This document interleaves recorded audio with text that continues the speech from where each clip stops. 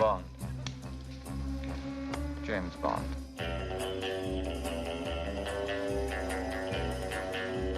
Sean Connery came out of an impoverished background, turned himself into not just a superstar, but a global brand. I think he'll always be considered the most obvious and best Bond there has ever been, but he's also a very good actor.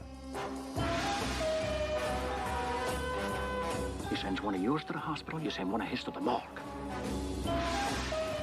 He was tremendous as Bond, and that whole era and that whole kind of style of filmmaking almost defined an era. You know, Bond is as important to the 60s as the Beatles. No respectable gentleman is that respectable.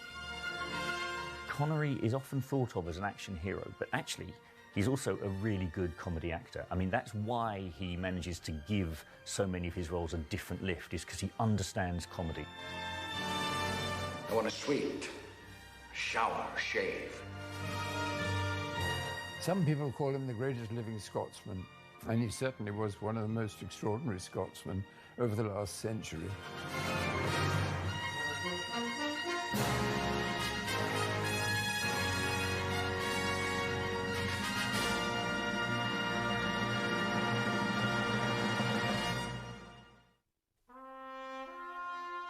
Thomas Sean Connery was born 25th of August 1930 in the Fountain Bridge area of Edinburgh in Scotland. His father Joseph worked in a factory and his mother Euphemia was a cleaner. The family were not rich and they were dealing with a very tough 1930s. The Depression was in full effect. Famously, the 9-year-old Sean, while at Tollcross Primary School, would also be working already. He would get up, he said, you know, when it was dark, go out with his mother, and she went off to work as a cleaning lady, and he would pick up his horse and cart at the local cooperative dairy and start delivering milk. He went to Darrock Secondary School, but in fact had to leave at the age of 13 because he literally had to go out to work. And he went back and worked in the dairy in order just to keep the family sort of alive, really. In 1946, he enlisted in the Royal Navy. It was a 7-year enlistment, which was the normal period that you signed up for.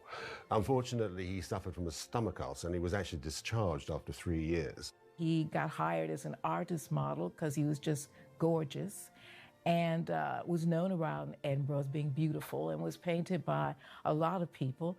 He became a bodybuilder and he got very far up the Mr. Universe ranks. He's very good. The bodybuilding is quite interesting because I think that became quite important to him.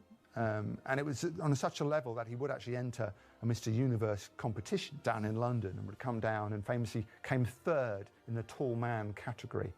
But it would eventually sort of open doors for him. While in London for Mr. Universe, he decided, well, you know, I'll just go audition, and why not, for the chorus of South Pacific. And he got the job because he was beautiful. So he began this tour of South Pacific and soon worked his way up quite quickly within the parts. He sort of went from chorus line to one of the small parts, right up to Jazz Adams, which is one of the major roles in it.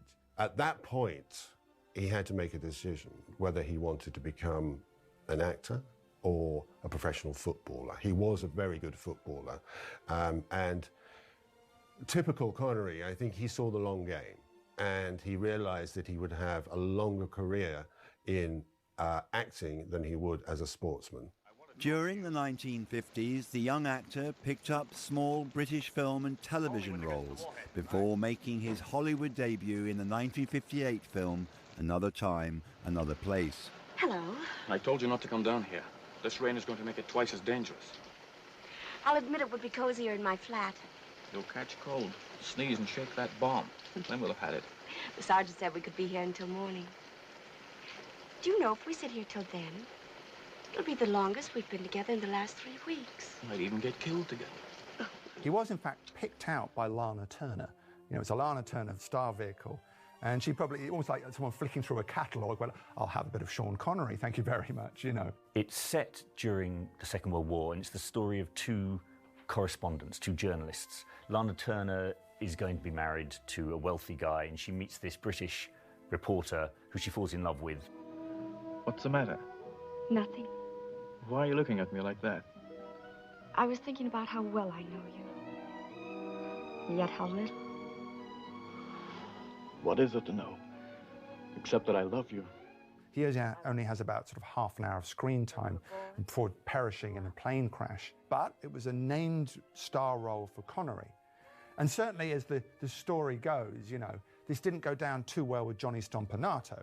Johnny Stompanato was the then boyfriend of Lana Turner, who had, shall we say, suspicious connections when it came to kind of gangsters in LA and Mickey Cohen. And he, you know, again, as the myth has it, you know, would confront Connery because he felt there was something going on with Lana Turner with a gun. Connery probably established his credentials as an alpha male right there and then by simply twisting the gun out of his hand and then twisting his wrist, at which point Stompanato ran away. I don't know whether this story is somewhat exaggerated, probably written up by publicists, but you do get a lovely picture of the, you know, Connery being, you know, a no-nonsense kind of guy. Morning. Good morning. Did you sleep well? I did, thank you. Where's Darby? His bed hasn't been slept in, but he'll turn up. I gathered from something he said last night that he might capture the leprechaun. He has great games with them. When he's taken a drop too many. He's not a drinking man. 1959, Disney comes calling, and it's for a film called Darby O'Gill and the Little People. Now, full confession, it was the first movie I was ever taken to as a little kid. We were all sort of bundled up and taken to see this movie. I still remember Sean Connery in it because he sang and he danced. He had a big smiley face. And we all talked about Darby O'Gill and the Little People. Walt Disney, you know, in the sort of post-war era, had become very interested in Ireland as a sort of source of fairy tales and stories to which he could mine for the Disney family kind of orientated filmmaking. And he happened upon this series of stories all about leprechauns, essentially, the little people. And it involves his kind of typically cliched old sort of Irish gamekeeper, I suppose you would call him, who really spends more time down the pub telling fanciful stories, Darby O'Gill. Oh, the devil take it! Darby! What ails you, lad? Is it blind you are? I am indeed. Sure, when I saw a man running in the dark with a game bag in his hand, wasn't I the foolish one to mistake him for a poacher? Why, the hooky, it did look bad. Will you forgive me? Faith, his stepmother wouldn't blame ye.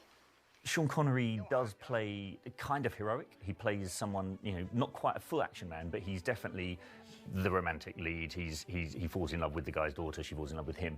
It's an enormously fun film. It's shot in a sort of saturated colour. It looks like what it's supposed to be, which is an Irish fantasy. But not only that, it also gives him a lightness. He can show that he can actually be light as well as heavy. You have no interest in me at all. You're certain sure? Kiss her. Kiss her. Go on, kiss her. He struck a lot of people as being really quite a fresh face. And that was the reason, so they say, why he was eventually chosen as Bond. It's not an obvious James Bond audition piece, but it's a fun film. In 1962, Connery would join an all-star cast in the war epic The Longest Day. Let's give it them back for Dunkirk. Do you hear that? But Jesus, Dunkirk. Did you hear it, Clough? Sure, he was still at school at the time. Come on, you bastard! Come out, you dusty slobs! Letting it back! Oh, the evil of it all, trying to down a man before he's even had a chance to fight. Ah, come on. The Longest Day was sort of Daryl Zanuck's great pet project at 20th Century Fox. He was going to do, you know, the story of D-Day almost minute by minute. He has quite a small role. He is a soldier on a boat just coming into land, and he's incredibly funny. Basically, he's being witty and wry as he goes into war. There he goes. He's at it again. Did you ever hear such a bleeding racket in all your life? Yeah, it takes an Irishman to play the pipes. The whole thing was perhaps the most expensive film ever made on the subject of the Second World War at the time. This is the last screen performance from Connery before Bond. So we get to look at the guy, you know, not as the superstar he would always be post-Bond, as a sort of different kind of actor almost. It's like a little window on a possible other kind of Sean Connery.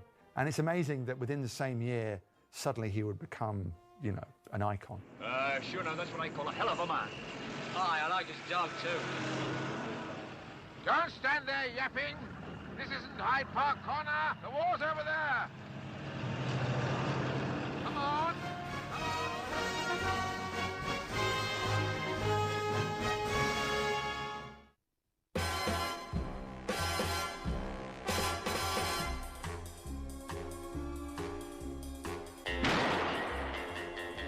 Sean Connery's major breakthrough came in the role of British secret agent James Bond. One of the great sort of cinematic mythologies, you know, that has been developed, you know, as it always happens with successes, is the story of the casting of James Bond. Fleming's books were big, and when Cubby Broccoli and Harry Saltzman decided to adapt them and get the rights to them, it was business as usual, I suppose. There were good books about to be adapted for the cinema with United Artists. Sean Connery was an Edinburgh tough guy, really. And he went to the meeting with the producers, and that was what came across. He was quite scruffy, he was quite macho. And they were kind of very unimpressed with this. You know, this character was classy. You know, he wore tuxedos, and he was this kind of rather dishevelled fellow in front of them. But what they noticed was this kind of devil-may-care attitude that Connery had. And as he turned to leave, they watched him walk out to the car outside, and they thought, he moves well. As he got into his car, they were looking out the window and they said, well, he's the guy, but we need to send him to finishing school, really, because, of course, James Bond is someone who really understands the difference between shaken and stirred martinis. This is where the director, Terence Young, came into play. They gave him to Terence and said, make this man James Bond. Terence Young, of course, who was the epitome of the English gentleman, who absolutely knew exactly what to do, took him to the right tailors, took him to the right hairdressers, actually sort of instructed him pretty much like sort of Professor Higgins did with Eliza Doolittle, and turned him from this rough, Scottish, slightly brutish man into Commander Bond. 007 is here, sir. He'll see you in a minute. Money penny. What gives? Me, given an ounce of encouragement. The great thing about Dr. No is that, of course, nobody had ever seen anything like it. It was one of those films that was intended to be a one-off. I mean, it was a spy film. It was glamorous. It had beautiful women in it. It had violence. It had Sean Connery, and it had absolutely super villains. Dr. No is a strangely beautiful film. It's very, very low budget, but they managed to get away with that so that you don't really notice. If you look back, there's lots of strange tricks they have to play, but it doesn't feel like that. It feels like it's a glamorous, international, jet-setting movie. Interesting. Where were you measured for this, bud? My tailor, Savile Row. That's so. Mine's a guy in Washington. Felix Leiter, Central Intelligence Agency. You must be James Bond. You mean we're fighting the same war? Yeah, I spotted you at the airport, but when I saw you drive off the opposition, I figured I must be wrong. The effect of James Bond is unprecedented, I think. You know, it became a defining element of cinema almost overnight.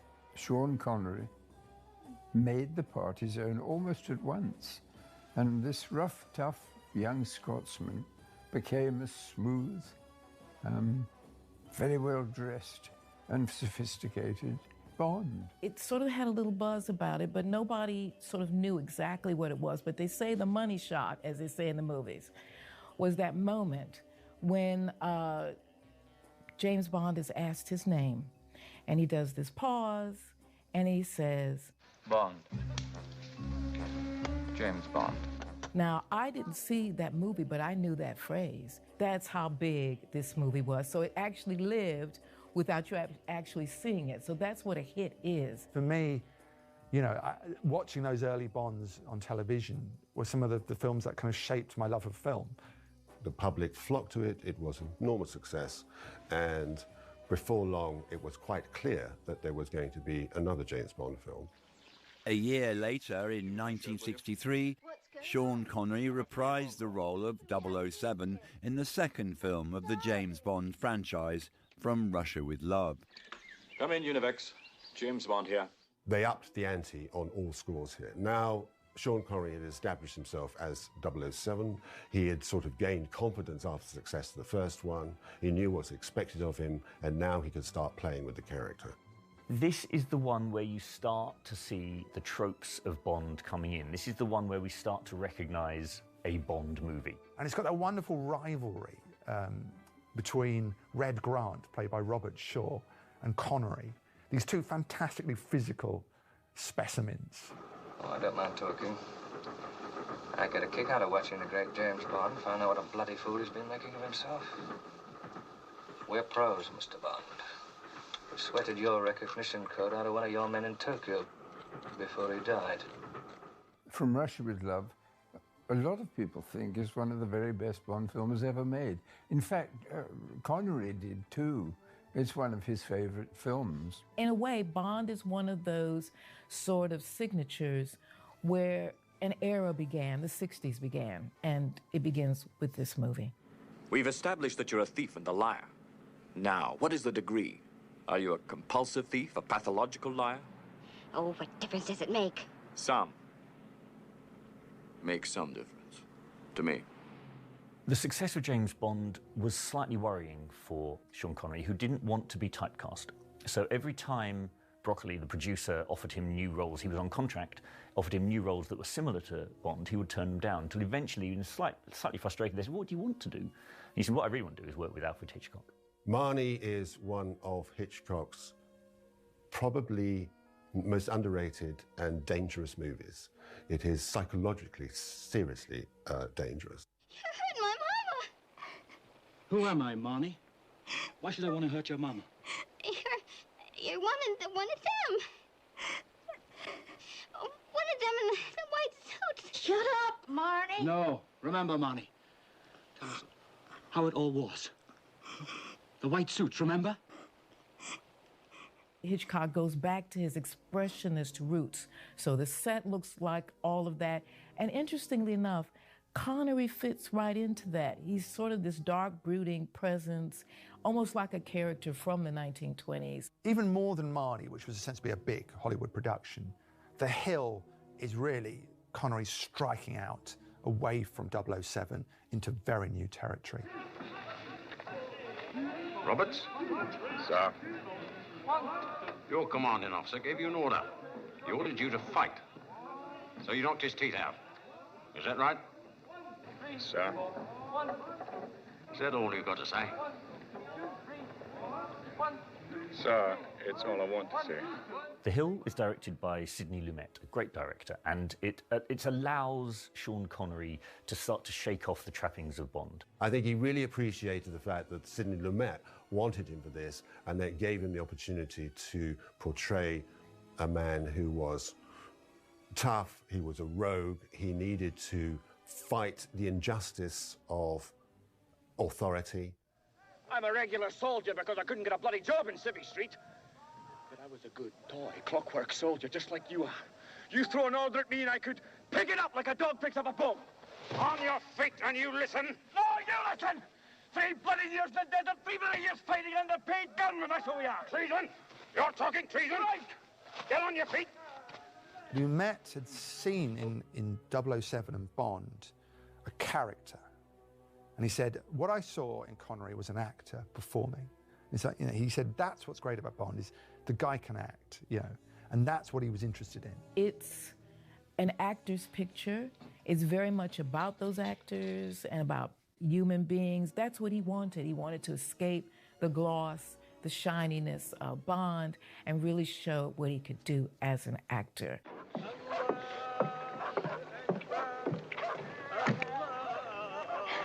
Welcome, Colonel Arbu.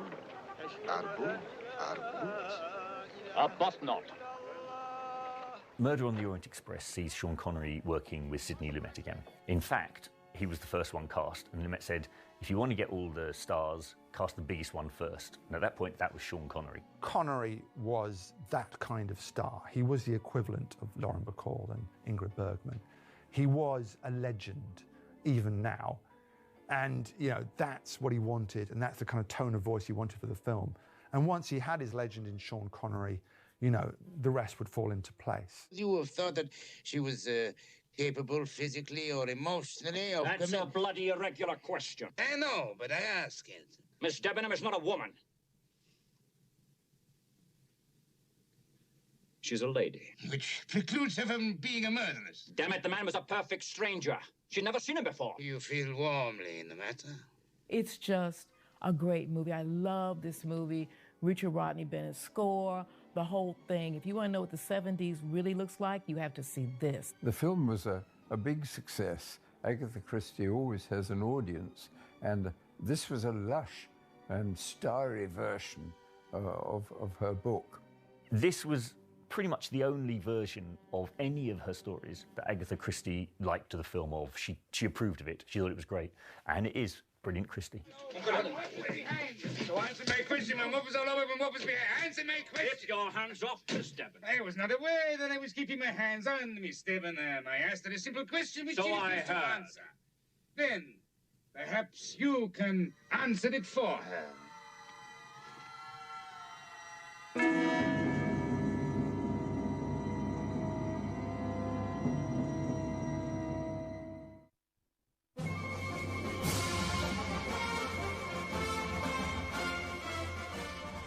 We're going to teach you soldiering, the world's noblest profession. When we've done with you, you'll be able to stand up and slaughter your enemies like civilized men. But first, you'll have to learn to march in step. In 1975, Sean Connery would team up with old friend Michael Caine to star in a John Huston classic. Do you suppose if a man thought twice he'd give his life for Queen and country? Not bloody likely. He wouldn't go near the battlefield. In all the films he made in the mid-70s, the most celebrated and the most wonderful is, of course, The Man Who Would Be King. John Huston had wanted to make this film for a long time, and he'd been through a variety of sort of dream casts, but he finally made it. And what a joy it is. Connery's character is hit with an arrow, and it sticks in his bandolier. And the locals think he's a god because he doesn't bleed. And these wily soldiers realise here is an opportunity, and they sort of take over the kingdom. Now that you've seen Connery and Caine trading off each other in that, it's very, very difficult to imagine any earlier form of casting. I don't think anybody could have done it as well as they did. If we're going to make it stick that I'm a god, you ought to bow when you pass in front of me like everybody else.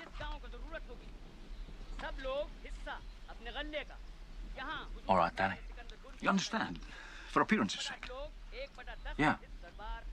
No offense. No, of course not, Danny. It was both a star vehicle and a film about performances. You know, it was the perfect moment, really, and the perfect vehicle for Connery, wanting to be those things. Both Michael Caine and Sean Connery say, of all the pictures they've made, this is their very favorite film. They loved doing this film and being in it together. And it's really boys' own. It's really fun to see. But the gliders will be bringing in a reconnaissance squadron of jeeps, specially fitted with twin Vickers machine guns. Now, the instant we land, they will race ahead to the bridge and hold it until the other battalions arrive on foot. And they'll be quick enough to secure both ends of Arnhem Bridge? Well, certainly. Bridge Too Far is Richard Attenborough's portmanteau film of the taking of the bridge in Arnhem. It's got an incredible cast. It's got Robert Redford, it's got Gene Hackman, it's got Laurence Olivier, but everyone's playing, if you like, little bitty parts. They're playing 2-3 scenes. That's all they've got. Sean Connery is one of the few who has a proper through line throughout the movie. He is in charge of the 1st Airborne, who are the people who are going to take the bridge and hold it while they wait to be relieved. So it's one of those wonderful kind of displays of sort of male stardom that we could all go and sort of tick them off. Are Brigadier Lathbury and Colonel Frost aware of what happened to the Special Jeep Squadron? Not as far as we know, sir. At the moment, we're unable to contact any of the units moving into Arnhem. Not a very satisfactory state of affairs, Steve. No, sir. We can't quite understand it, sir. It's perfectly good equipment. And for God's sake, get it sorted out. Yes, sir. Before we have a bloody disaster on our hands. It is one of those films where the actors, and Sean Connery is one of them, sublimates himself to this project. And so it's quite powerful because of that. The next gold shipment is in a week. This time we take it. Agar will replace the gold with these lead bars, and then throw the bags from the train at Romney, where Barlow will collect them, and then drive to Folkestone. And where will we be? In a first-class compartment, enjoying the journey. The first great train robbery, based on a book by Michael Crichton, who actually directs the film as well, is a really, really great Victorian thriller. Sean Connery and Donald Sutherland are trying to rob a train that's taking gold to pay the troops in the Crimean War. And so it's a heist and an escapade film, which has all of the kind of adventure and hijinks that you would expect. What's most notable about it, perhaps, is that Sean Connery insisted on doing all his own stunts. In this film, he proved that he could be very funny, and he was. Even doing the most terrible stunts, you did have a smile on your face. Bloody hell, you look a sight. I look a sight. No, but you're all covered in soot. It's the smoke. Haven't brought a change of clothing. Well, that's brilliant of you, isn't it? As Crichton put it, he said, when it came to Connery, essentially is the leader of the story, he needed charming rogue, He said you could find rogues quite easily in Hollywood, and you can, throw up a stick and get charm. You'll hit charm very easily. But a charming rogue was a rare kind of commodity, and he said Connery had that. Miss Lawson, you're in capable hands. Oh, you're too kind. Not at all. The result is a really, really fabulously entertaining film with got charm, humour, action and romance. What more do you need? Who sent you? The gods? Was it Zeus? Apollo? Athena?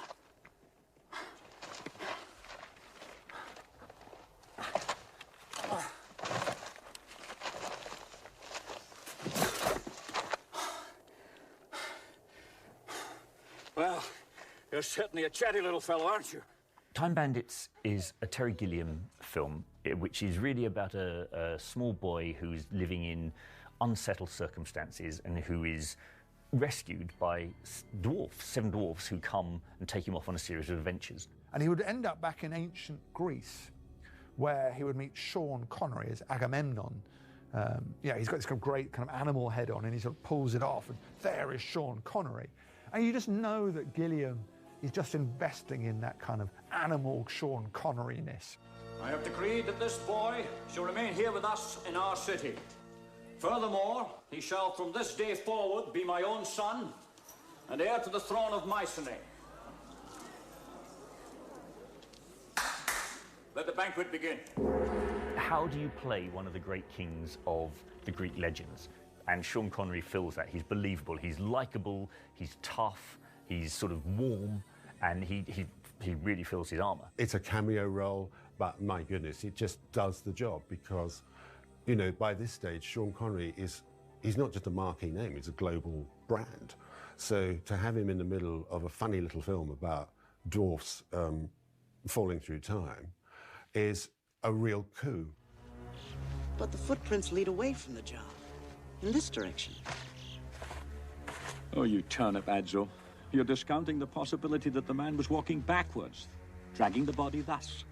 Hence the furrows created by the heels. Now, where did the erudite Greek translator meet the anonymous author of his death? Perhaps his best performance he ever gave was in the Name of the Rose, based on Umberto Eco's book and directed by the French director Jean-Jacques Annaud. Sean Connery plays a sort of a Franciscan friar who comes into this monastery. He's known as a man who can solve puzzles, so they're asking him for his help. He's almost a Sherlock Holmes character, in a sense. He is innocent of the crimes that have bathed your abbey in blood. For Brother Remigio cannot read Greek, and this entire mystery hinges on the theft and possession of a book written in Greek and hidden in some secret part of the library. It takes very little time for you to stop thinking it's Sean Connery and start thinking of the character. He arises, and he's wonderfully done. He's kind of wry, he's quite gentle, he's very humorous, he's got a kind of lovely kind of laconic ease about him as a character, but also he's brilliant and philosophical. And it's a kind of character Connery hadn't really played yet. The producers of the film did not want Sean Connery to be in it because they said this is a serious picture, that's 007, it's not going to work. But Arnaud saw him, saw his face, saw what he was becoming as an actor, and said, no, he has to do it. Connery was recognized by winning a BAFTA for Best Actor. Well, with all due respect, it seems that whenever you ask me a question, you already have the answer. Do you know where the books are? No. But I'll wager my faith that that tower contains something other than air.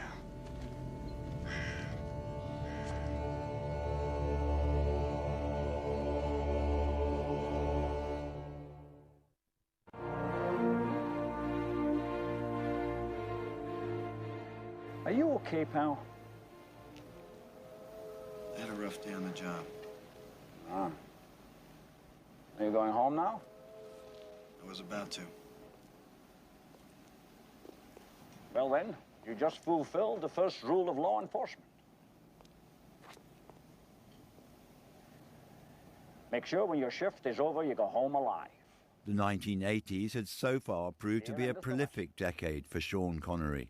Having won a BAFTA for his role in 1986's The Name of the Rose, the following year would bring Connery even more success when he joined the cast of The Untouchables. The Untouchables is a Brian De Palma film, and it's got a great cast. It has Kevin Costner, Robert De Niro, Andy Garcia, and Sean Connery. Sean Connery plays a sort of hard-nosed sergeant who's kind of a mentor, Irish, although his Irish accent is about as Irish as mine. Mr. Ness, I wish I'd met you 10 years and 20 pounds ago. But I just think it got more important to me to stay alive. You had Kevin Costner about to become a huge star in his own right. You know, the perfect as Elliot Ness. You know, you've got De Niro going full character, you know, as Capone. And you have Sean Connery as Jim Malone, the only good cop in a dirty town. You know, this film is ripe with cliche, played to perfection. He's a crucial figure in the early part of the movie. He really shapes what everyone's going to do. He's got the advice as to how to build the team. And so he's almost like a Gandalf figure. He's the one who puts everything together. A wonderful speech. The script's written by David Mamet, so it's good, strong stuff. When Connery just looks at him, he says, "You want to know how to get Capone? I'll tell you." He pulls a knife, you pull a gun. He sends one of yours to the hospital, you send one of his to the morgue. That's the Chicago way. And that's how you get Capone. You can just see how much fun Connery is having with the role. You know, he loves that he's whiskery and old. Sean Connery, you know, fresh from his triumph in The Name of the Rose, was excellent as this tough Irish-American detective. I want to hurt the man, Malone. You hear me? I want to start taking the battle to him. I want to hurt Capone. Well, then, a Merry Christmas, because we've got some great news. Tell him. There's going to be a huge international shipment coming through. We got the time, the place, and the whole shebang. He wins everything going, including the Oscar for Best Supporting Actor. It's a great personal triumph for him and a great, great kudos for all the work that he'd done and what he learned as an actor. It's great. He brought everything to it. Dr. Jones. Yes? I will take the books now. What book?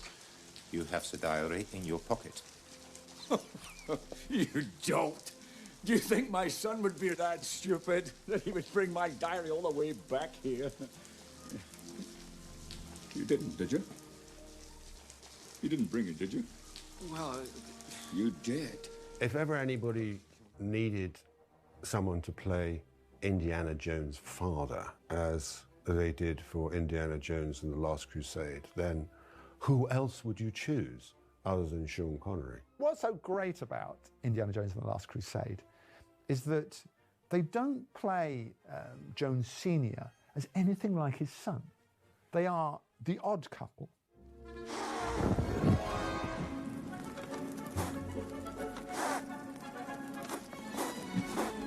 I gotta tell you something. Don't get sentimental now, Dad. Save it till we get out of here.